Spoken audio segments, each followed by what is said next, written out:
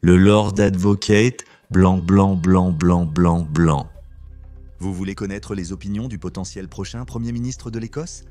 Mais en réalité, il y a plus de Pakistanais et de célébrations assis dans les couloirs du pouvoir, prenant les décisions. Voilà. Il veut plus de Pakistanais dans les couloirs du pouvoir britannique. Pourquoi? Son père vous l'a déjà dit, le temps le... Viendra qu'il y aura une loi en place partout dans le monde, qu'il ne peut y avoir aucun manque de respect envers notre saint bien-aimé. Prophète.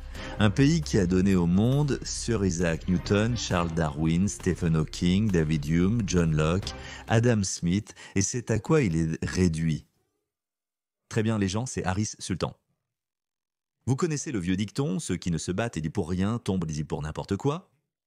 Cette citation est attribuée soit à Alexander Hamilton, soit à un prédicateur écossais, selon les sources.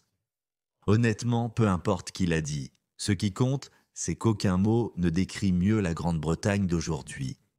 Il y a juste 75 ans, le peuple britannique a réalisé l'un des plus grands miracles de l'histoire humaine. Ils se sont unis derrière Churchill pour affronter seul le Troisième Reich d'Hitler. Sans les Américains, alors isolationnistes, sans personne, et ils ont tenu bon. Ils se sont battus pour leurs terres, ils se sont battus pour leurs valeurs, ils se sont battus pour leur civilisation. Mais aujourd'hui, leurs descendants, en moins d'un siècle, sont en train de tout jeter. Ce n'est pas de l'immigration. Ce n'est pas de la diversité. C'est un suicide civilisationnel. Cela ne se produit pas par accident, cela se produit parce que les Britanniques ont cessé de défendre quoi que ce soit. Et maintenant, ils tombent pour tout. Regardez ceci, le maire de Brighton, c'est un musulman bangladais qui ne parle même pas correctement l'anglais. Pensant que vous n'obtenez pas assez d'énergie, vous devez regarder quelle est votre nourriture, ce dont votre corps a besoin. Vous mettez de l'énergie au bureau, sur votre lieu de travail, mais vous ne vous donnez pas assez.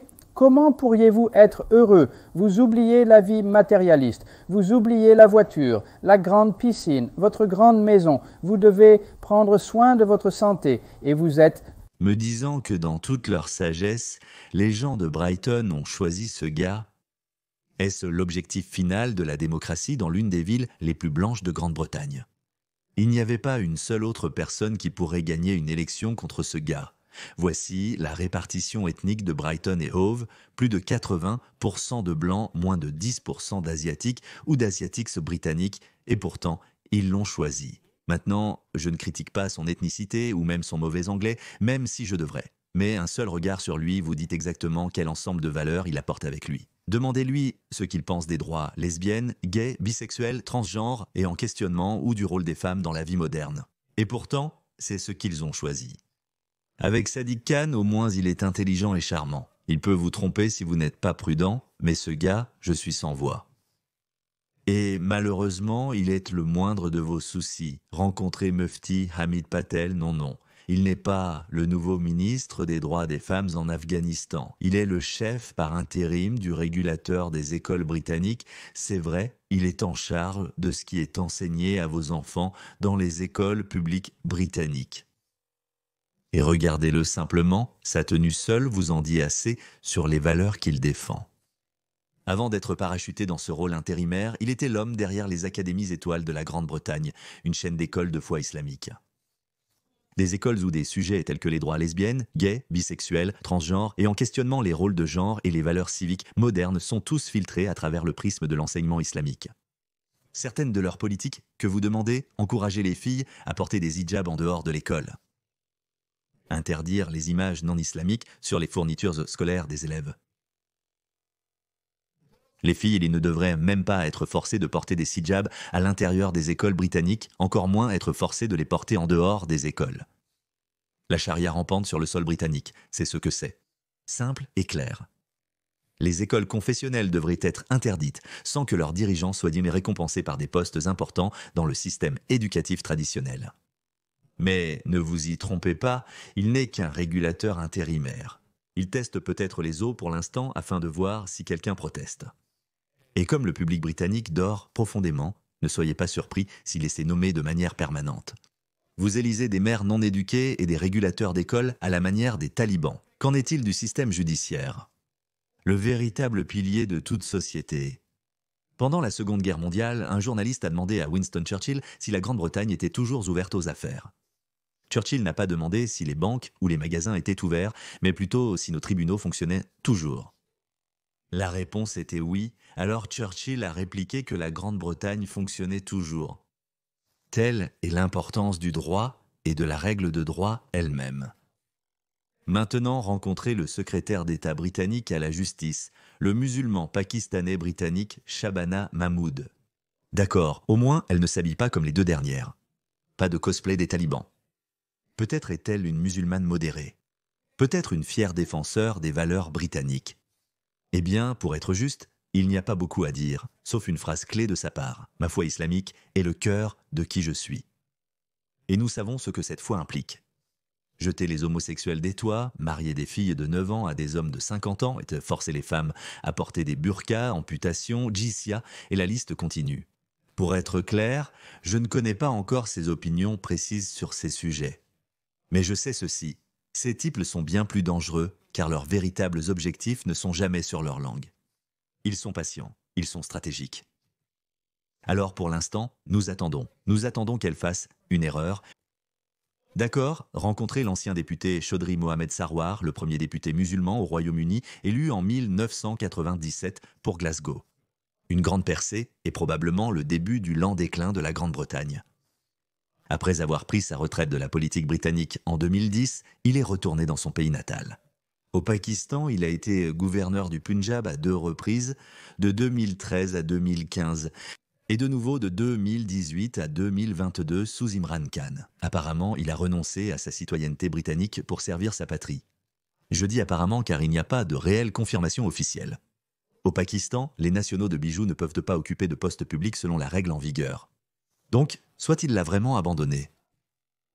Ou il a menti, mais maintenant il est de retour en Grande-Bretagne, et devinez quoi, il demande des lois sur le blasphème. Au Royaume-Uni, Et Inch'Allah, le temps viendra où il y aura une loi en place, partout dans le monde, qu'il ne peut y avoir aucun manque de respect envers notre bien-aimé saint prophète, Hazrat Muhammad Mustafa, et enfin, je veux dire en tant que frère, l'imam Qassim a dit que nous aimons notre bien-aimé prophète plus que nos parents, que nos filles, que nos sœurs, que nos fils, donc il n'y a aucun moyen, le message est fort et clair de la part des gens à Glasgow, en Écosse, et 1,5 milliard de musulmans dans le monde entier, que tout manque de respect envers notre bien-aimé prophète et toute brûlure du Saint-Coran sera inacceptable, intolérable, et les musulmans ne toléreront pas cela. Ou Inch'Allah, je suis sûr que nous serons en mesure de faire passer la loi avec les Nations Unies